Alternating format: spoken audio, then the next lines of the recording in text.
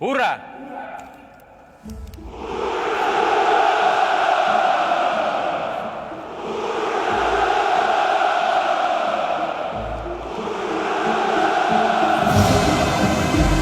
Presiden Vladimir Putin bersumpah Rusia akan terus melancarkan operasi militer di Ukraina tanpa ampun.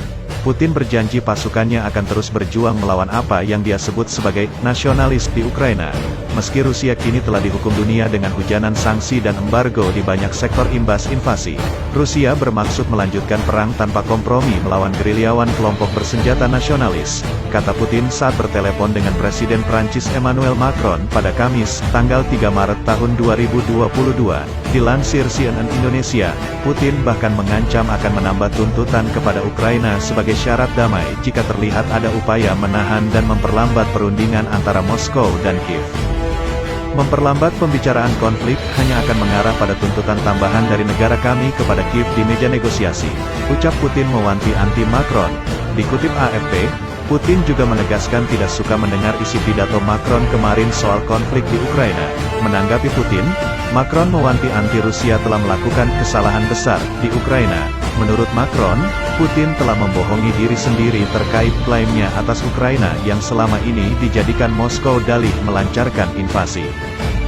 Macron memperingatkan Putin bahwa peperangan Rusia vs Ukraina akan membuat Rusia rugi besar dalam jangka panjang. Tidak ada satupun hal yang dikatakan Presiden Putin dapat meyakinkan kami, kata Macron seperti dikutip oleh seorang penasihatnya seperti dilansir Reuters. Anda membohongi diri sendiri. Ini akan sangat merugikan negara Anda. Negara Anda akan berakhir terisolasi, melemah, dan berada di bawah sanksi untuk waktu yang sangat lama. Papar Macron menambahkan kepada Putin, Ukraina terus berada dalam tekanan di hari ke-8 invasi Rusia berlangsung ini. Rusia kembali menggempur sejumlah kota Ukraina, terutama di selatan negara ex-Uni Soviet itu. Rusia bahkan telah menguasai Kherson per hari ini.